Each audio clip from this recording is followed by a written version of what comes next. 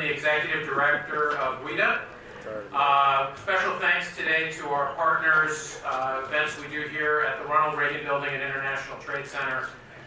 They're a partner of WITA in all the events we do here, and we're very grateful for their friendship and support. I also want to do a special announcement about some upcoming events we have. On Monday, February 5th, we have a discussion with Ambassador Joe Hockey at the Australian Embassy. This is going to be a sit-down discussion with the ambassador, and obviously follow up a little bit on the CPTPP. I'm getting a little trouble with that acronym, and TPP-11 is what I'm going to keep calling it for now. And other matters related to Australia. He's going to sit down. It's a discussion at the embassy, and then that's going to be followed that evening by WITA's annual members meeting. So if you're a WITA member, you're invited. This is a free reception. The event also with the ambassador, thanks to the generous support of the Australians, is also a free event for WITA members at the embassy on Monday, February 5th. The conversation with the ambassador at 4 o'clock, and then a reception at 5 o'clock. That same week, on Friday, February 9th, we have our biggest policy event of the year, every year, which is the 4 Congressional Trade Councils from the Ways and Means and Finance Committee. They'll be coming to speak to WITA. That's an off-the-record conversation. It's going to be held this year in the Atrium Ballroom, which is one of the larger rooms on the ground floor of the Reagan Building.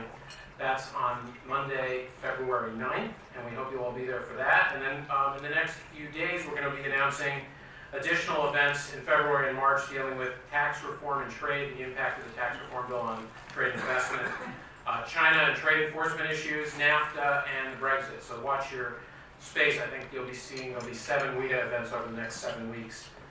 For the past year, as you all know, WITA has been focused on the U.S. trade agenda under President Trump, and also trying to look towards the future of trade policy through our Next Gen Trade Initiative. We'll talk more about these numbers at our meeting, at our session on the reception, our annual members meeting, but we had our biggest event ever, biggest year ever at WITA in 2017. We held 32 trade policy events. We had over 4,000 attendees at our events, and grew our membership by 15%. So we're very grateful to all of you for your support for WITA this past year. Of course, we're looking at trade policy most of the time in Washington, but it's not made, that trade policy is not made in a vacuum. It's made in the context of a global and globalized economy. And in order to understand the future of American trade policy, we need to understand what's happening with trade around the rest of the world. And today's panel will help shed light on that topic. I'm honored to welcome today's guests, Their Excellencies, the ambassadors from Singapore, Chile, Ghana, Mozambique, and the European Union.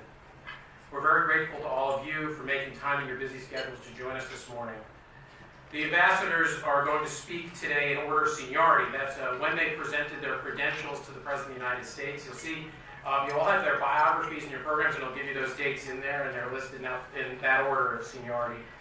After they make their remarks here at the podium, we'll invite them all back up to the stage with Anna Swanson from the New York Times. They'll have a discussion amongst themselves and then take questions from the audience. With that, I'm going to turn the podium over to His Excellency Ambassador Nirpuri, Singapore's ambassador to the United States, who presented his credentials to President Obama in July of 2012. Ambassador.